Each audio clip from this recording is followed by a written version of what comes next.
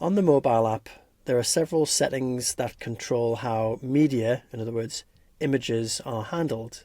The copy media to gallery option is turned on by default.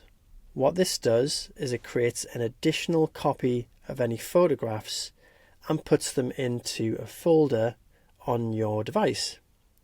And this is essentially like a bit of a backup.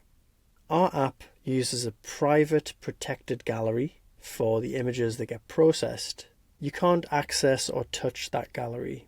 But if this setting is turned on, an additional copy of every image is saved to another gallery, which can be helpful if you want to create your own backups, for example. You might have iCloud or Android backups associated with that folder. Or if you use the photos for something else other than your survey reports, for example, you might use them for training, then having a spare copy on the device could be helpful.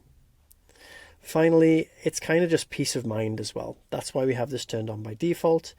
If anything would happen to those photos in transit, when the app tries to upload them to the server, then you've always got the backup copy in this additional folder to grab a copy if needed.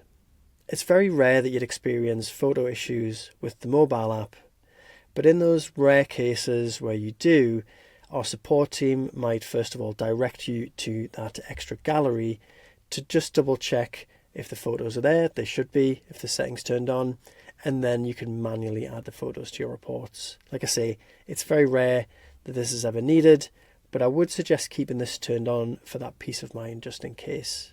The disadvantages of having this turned on though is that it will increase the space required by your device because you're going to have to store these photographs. You might choose to clear down this extra gallery of photos. That could be part of your general tidy up on your phone or your tablet. So just to be aware, yeah, it could take some extra space on your device, but of course you can easily clear this now and again. It isn't used by the app, it's just an extra copy. So if you have taken any photos with the app, you'll have this folder Flow Mobile, and if you open this up, you'll see any photos you've taken, including this one I took of myself. So if you are wanting to create some backups, for example, to iCloud, then this is the folder you'll want to be backing up. And this is also the folder you'll want to clear every now and again if you start running out of space on your device.